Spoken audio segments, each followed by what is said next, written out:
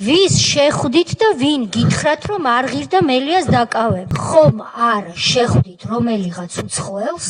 ისეთ უცხოელებს, რომლებმაც შემდეგ მელიას გირაოს ფული შეუგროვეს და გადაუხადეს. არა, არ შეცვლილა ჩემი პოზიცია. ეს მელია დასაკავებელი იყო და დასაკავებელი იქნებოდა.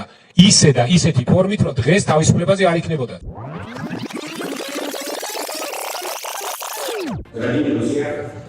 რუსეთის დროშის აფრიანება შეიძლებოდა?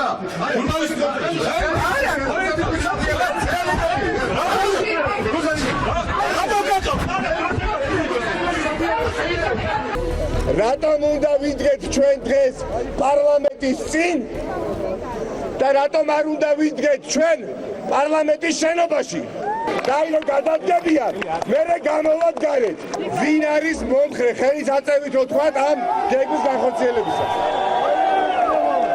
ნაწილი და შევიდეს შიგნით შვიდობიანად და ნაწილი დაგვეოდონ გარეთ. ხელისუფლება, შინაგან საქმეთა მინისტრი, იმის ეწოდებოდა პრემიერ-მინისტრმა მოითხოვა ჩვენთან შეხვედრა. მოასწრეთ. ჩვენ პასუხის მიღება გვაგარებული ყველას ერთად ამ ქვეყნის მომავალს.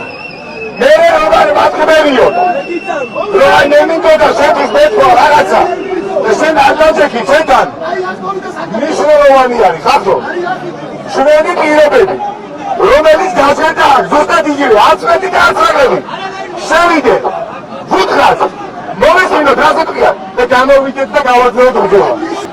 შემსადენი გო.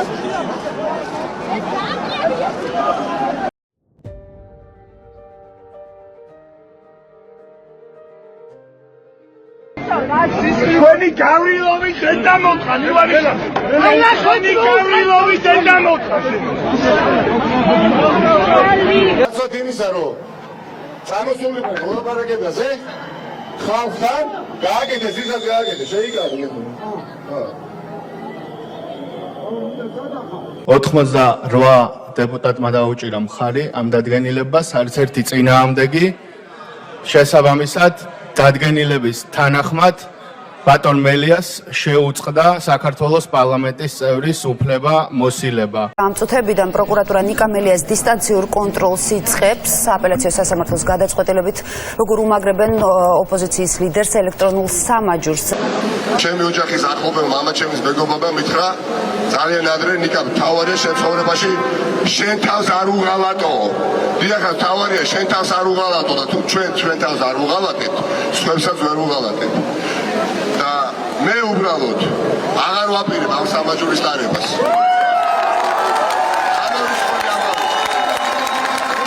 ეს არის ძალადობრივი სამაჯური. აი გადმოვარდებ ვინც დაიჭერს. არ გადავიხდი, ვერ დამიჭერთ. ეს ჩვენი ბრძოლა არის ძალიან მართალი ბრძოლა. მე ამ ბრძოლაში ვარ მართალი. პოლიციელებს არ შეუჩალოთ ხელი სასამართლო განჩინების აღსრულებაში. ასევე მოგიწოდებთ მოქალაქეებს გაანთავისუფლოთ შენობა და გამოგვიდეთ გასასვლელების მხრიდან.